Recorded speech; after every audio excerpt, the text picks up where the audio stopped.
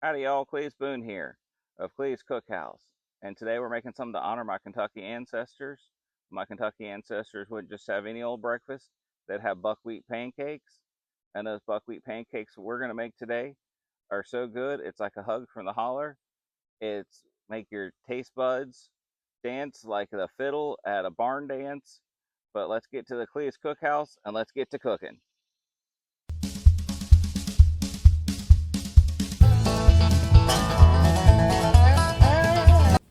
We're making buckwheat pancakes today. They're just like my ancestors. What I did last night is I put some buckwheat flour, I put some yeast, put some salt, and put some water in here. And I mix it up, but you don't mix it up too much, it'll become tougher than a mule's hide. I let that grow overnight because it's become like a mini sourdough. To that, we're gonna add some sugar. We're gonna add some baking powder and baking soda. We're gonna mix that up. Now, if it becomes too thick, what we're gonna do is we're gonna get some water. We're gonna put some water in there. You want it to be just like pancake batter. If it looks like pancake batter, then we're all good to start doing the fun part. We're gonna start cooking. You can see right here how that pours out. It looks perfectly just like pancake batter, but these pancakes are gonna be as dark as in the coal mines. So let's get to cooking. Okay, now what we're gonna do is, so you want like pancake syrup consistency with the buckwheat. And now we're gonna take that and we're gonna just take a 1/4 cup spoonful. We're just gonna pour that in here. We're gonna cook them up just like regular pancakes.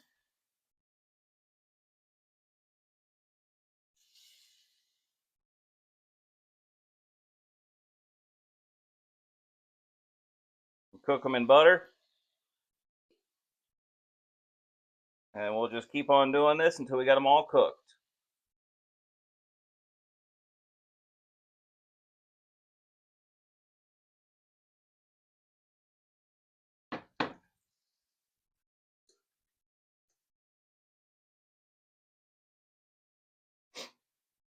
And one thing I like to do in between, when I take these, you cook 2 or 3 at a time.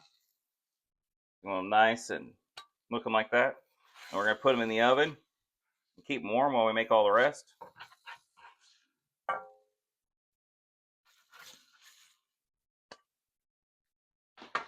But then in between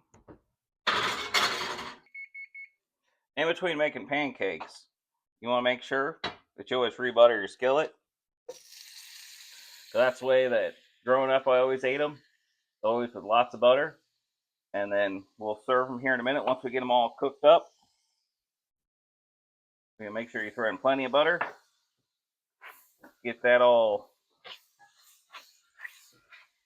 moved around, and then just get your next batch and your next batch. They cook about 2 or 3 minutes, and then once you start seeing the bubbles and you start seeing a hard edge around the sides, then you know they're ready to flip. So let's go ahead and let's just make some more here.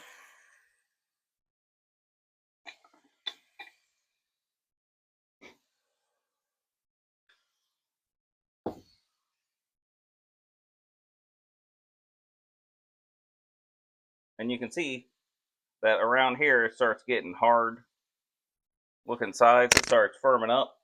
That's a good sign. So we give them just a few minutes. Like I said, 2 or 3 minutes. You see all the bubbles. Once the bubbles start popping, you know that we're getting close to being ready. And then we flip them, and then we just keep on at that process until we get all the buckwheat pancakes made.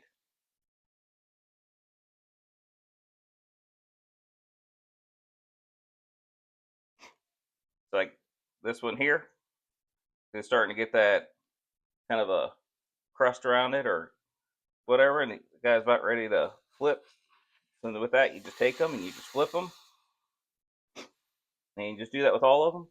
And we'll be back in a minute, and we'll have a whole big old stack of them. All right, y'all.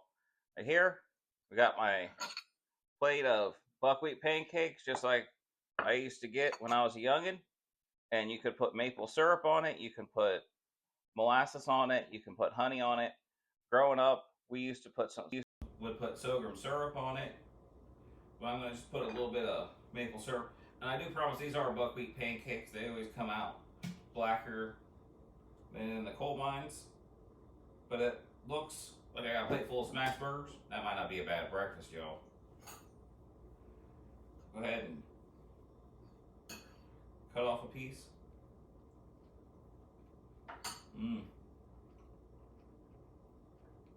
Tell me some of your childhood favorite breakfasts growing up.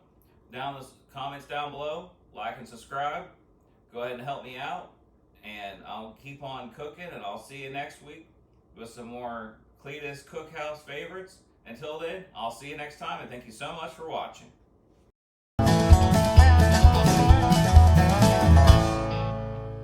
But then in between making pancakes,